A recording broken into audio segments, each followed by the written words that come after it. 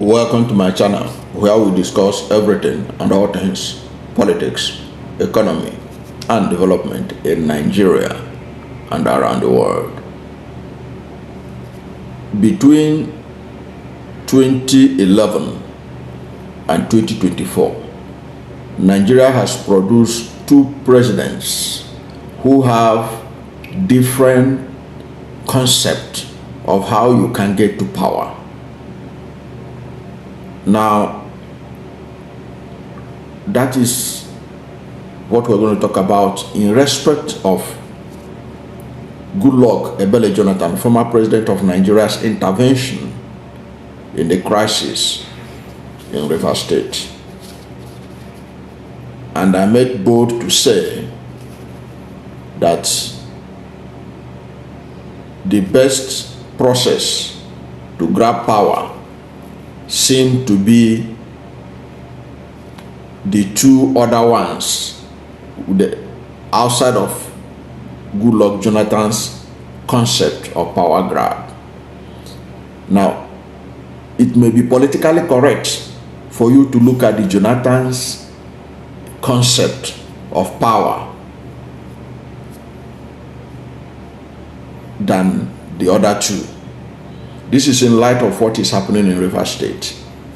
What is happening in Rivers State is that Jonathan wants Fubara, the governor of Rivers State, to take his position as governor today with the same concept of power, the world view of power of Goodluck Jonathan, live and let live.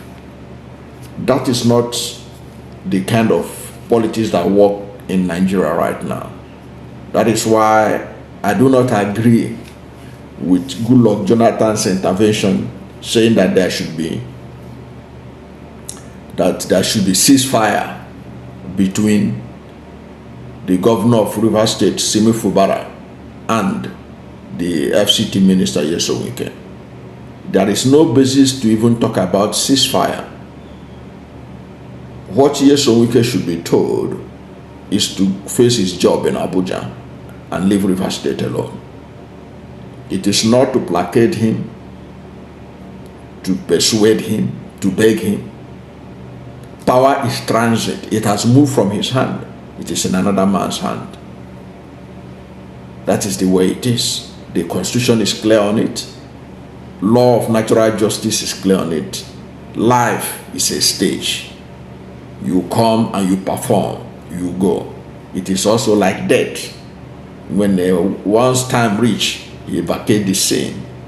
No matter how important that person is in this life. It was Charles de Gaulle, the father of modern France, who said it, that the graveyard are filled with indispensable men. The graveyard are filled with men who, when they were alive, they thought that without them, nothing can move. Men who are thinking, like Nyesom Wike now, that without him, nothing can happen in Rivers. It is to show the transit nature of life and stage. That is why most men who are sensible leave the stage when the ovation is highest. Now, let us look at three men who came to power in Nigeria, how they view power. General Muhammad Buhari, before the 2015 election, was quoted as saying, it was based on an interview he granted BBC Hausa service, in which, because of the backlash that followed, we began to get all kinds of interpretation. But this is the interpretation by the Vanguard newspaper at that time. Talking about the coming 2015 election, this is what General Buhari said. He said, God willing, by 2015, something will happen. They either conduct a free and fair election, or they will go a very disgraceful way. If what happened in 2011, that's alleged rigging, should again happened in 2015. By the grace of God, the dog and the baboon will all be soaked in blood. You can bet that this was the mantra.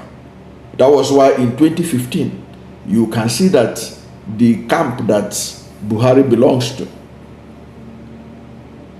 the camp of Rotimi Amechi, Bola Ahmed Tinubu, and all the rest, they were working with this mentality.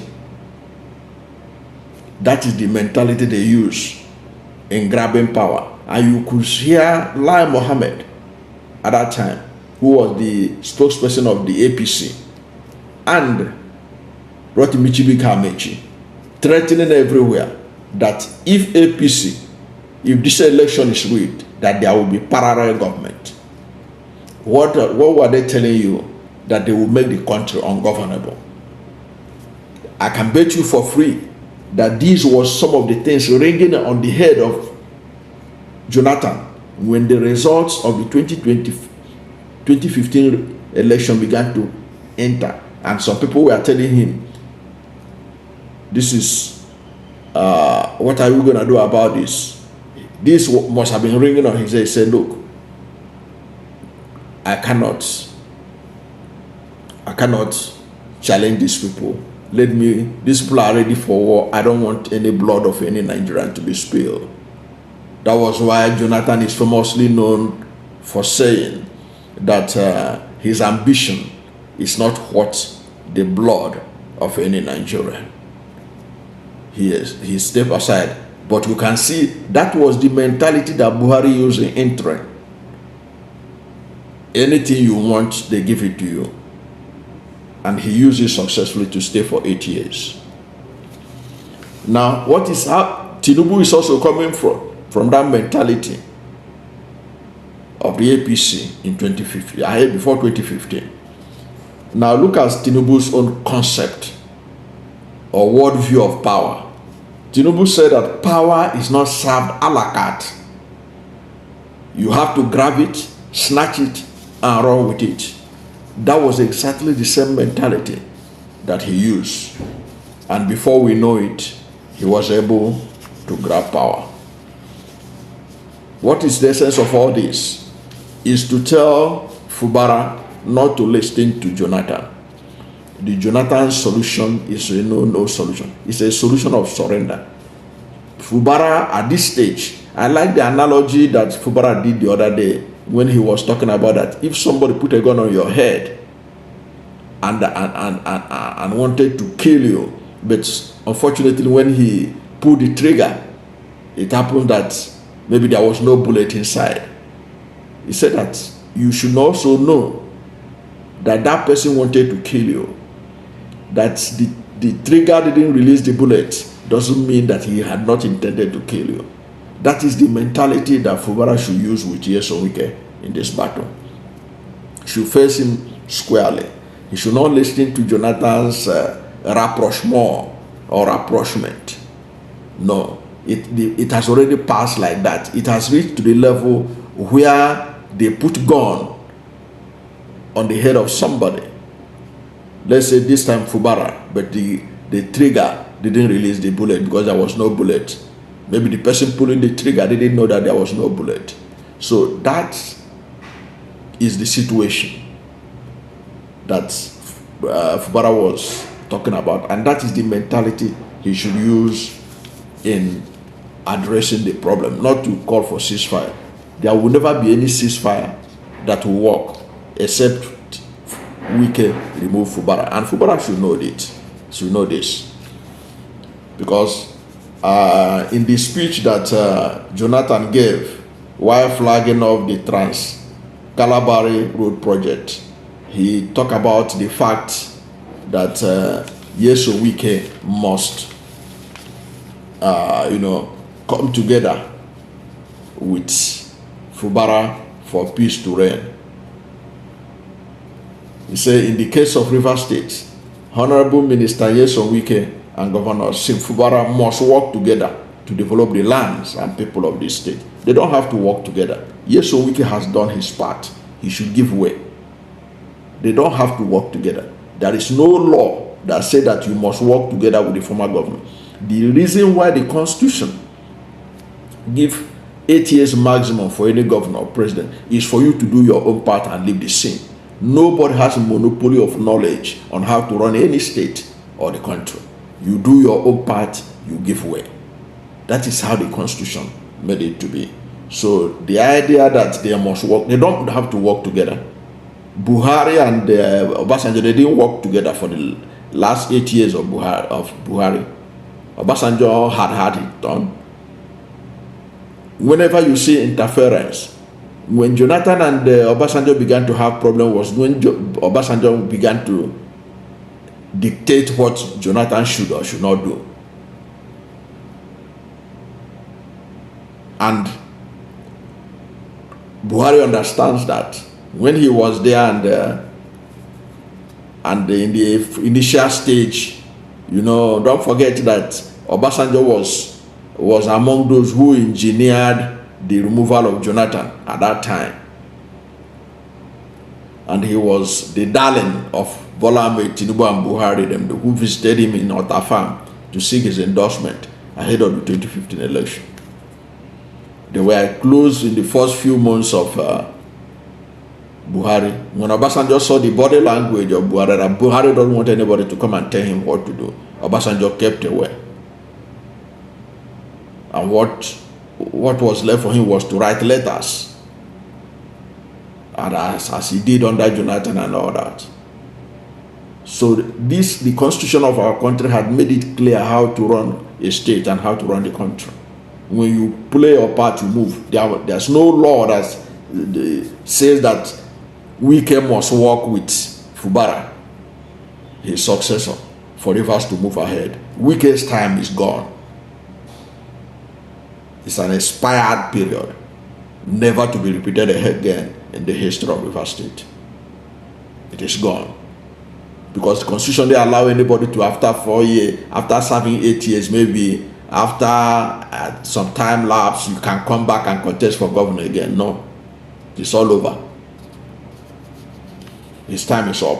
So Jonathan is getting it wrong. That his mentality with which he was able to just release power to these people that put this country in this way should not, Fubara should not allow that to influence him in his decision. There's no need trying to call for ceasefire. Nobody's at war with Nyesom Wike. Nyesom Wike is the only one that is at war with Fubara. He is not the only former governor that is having issue with his successor.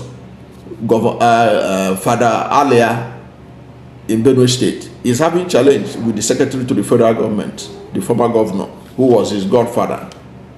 But have you ever seen the secretary to the federal government talk about it? Have you heard him go to Makode and be making noises about Reverend Alia? How he brought Alia, what he did for Alia, what Alia would have been nothing except for Akume. If not for me, Akume, Alia would have been nothing. Where was Alia before? Where was Reverend Alia before? But he's bearing it maturely. Akume is bearing it maturely. That's what was expected of Nyesom Wike. Instead of cajoling the lawmakers to defect to the APC, and now they are floating. Because at the root of all this crisis was the unmitigated decision for PDP lawmakers to defect to APC, all in the guise of trying to impeach Governor Fubara. So Fubara should not listen to Jonathan. That his advice is not necessary. Jonathan should rather tell Fubara to stay strong and face the business of governing Rivers State. And Nyesom Wike should face Abuja and make Abuja better, as some claim that he is making it better. That should be the main purpose of any intervention by Jonathan, and nothing more, no more, no less. It is not for any reconciliation. There is no any reconciliation now between Fubara and Wike. Is not in the interest of Rivers State. I can tell you that for free. So anybody suggesting it is not a friend of Rivers State. It doesn't wish Rivers State well. What is good for Rivers is that Nyesom Wike should extricate himself from governance in Rivers State, just as other former governors have extricated themselves from the governance of their state, and they are managing, and their states are moving on with the new sheriff in town. That's my take on this. Thank you for watching this video. And if you are new to my channel, you have not yet subscribed to my channel, please subscribe to my channel. Hit the subscription button, hit the notification bell. When you subscribe to my channel and hit the notification bell, anytime I have a new video, you'll be among the first to know.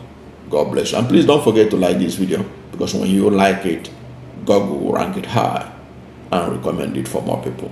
Thank you, and God bless you and yours.